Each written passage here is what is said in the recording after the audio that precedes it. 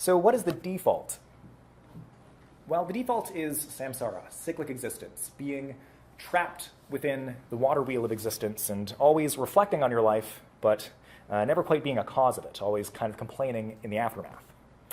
So I'm going to read a few quotes from the Tibetan Book of the Dead, because it does a very good job of explaining the phenomena. Like being trapped at the edge of a water wheel, like I just said, so you imagine the water wheel is determined by the motions of things flowing down it and doesn't really have any say in where it's going. We roam alone in cyclic existence, driven by deep-seated habitual tendencies. We roam alone in cyclic existence, driven by deep-seated confused perceptions. This one is great. It's from a section called The Plaintive Confessions of Rampant Egohood. Led astray by the momentum of my mistaken past actions and improper past behavior, I have mistaken the path and become lost on the path. I regret with powerful remorse the negative past actions I have committed of any kind. Drawn by the momentum of momentary yet violently resonant past acts, I have sunken into an ocean of suffering, the sea of cyclic existence. And of course, in the center of the sea of cyclic existence, it's hard to see there, but there's like a rooster and a snake and a pig, and this represents greed, delusion, and aversion, the primary ways by which cyclic existence manifests and continues in our world of everyday experience. And so what's also really important here is the constant emphasis on past actions and the resonant effects of past actions, right? Because my responses here and now are the result of a long process of learning. The reason that I am here standing in a particular kind of way, making particular kinds of hand motions, having a particular kind of perspective, are all informed by the context in which I have developed and the history that I've experienced.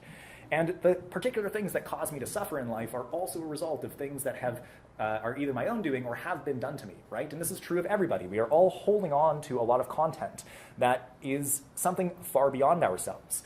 The actions of our ancestors are, in a very real way, being reincarnated in our flesh by informing our attachment patterns as we learn to attach to our caregivers and how reliable or not they may be. That imprints and informs us and determines our perceptions in the future.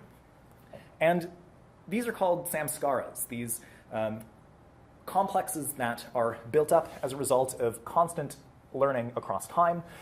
They form, basically, they are quite literally complexes in this sort of Jungian sense, these networks of associations and memories that will determine and influence our actions across time.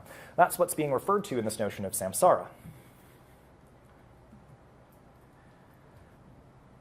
Now, there's a further complication that comes into this, though, because this comes from the philosopher Nagarjuna. He was writing around 150 to 250 Common Era. He's a primary example of Mahayana philosophy, and a very good one. He writes in poetry a lot. I posted the reading from which this comes. It's very short, and that's the name of it above. So if you're interested in looking at the whole context, it's online for you. So he says, nothing of samsara is different from nirvana. Nothing of nirvana is different from samsara.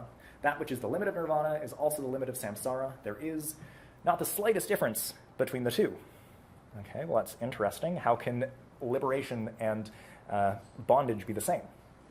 This is why. So that which, taken as causal or dependent, is the process of being born and passing on. Taken non-causally and beyond all dependence, declared to be nirvana. So it's all about agency.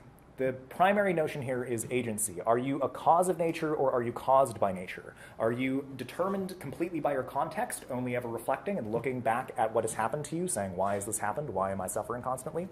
Or have you differentiated yourself from this deterministic flux and situated yourself such that when you choose to act, you are in fact causing your social contexts and thereby changing the path of cyclic existence towards something more whole, more free from suffering.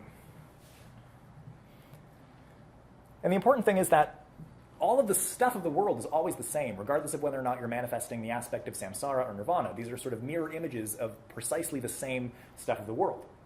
It's just, how is that situated? What is the relationship between cause and effect? And if you, as an individual, are only ever an effect of your world, well, that tends towards suffering, as it says in the Noble Truths.